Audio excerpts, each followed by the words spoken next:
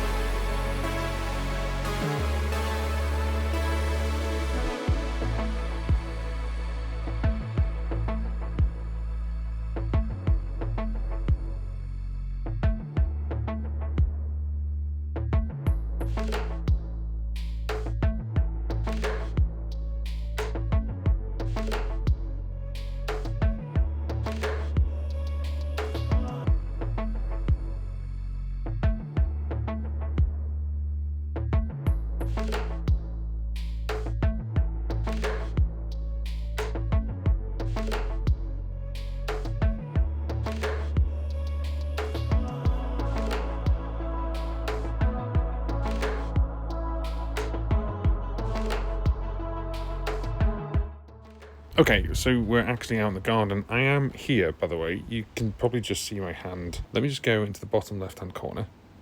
And you can see under camera you've got Night View Mode. Let me turn that on. That's Night View Mode. The difference is unreal. And there's only light coming from just behind me there, which is the house, okay? And now I'm in the garden. You can see me and you can see a bit of detail. Of course, this is extreme because it's really, really dark out there. And it's using the light of the house, basically, to light me up because it's figuring that out. That algorithm is incredible. The fact that I can actually now go back to turn Night View Mode off. By the way. And all I can show you is my hand just by where the clouds are. That's insane.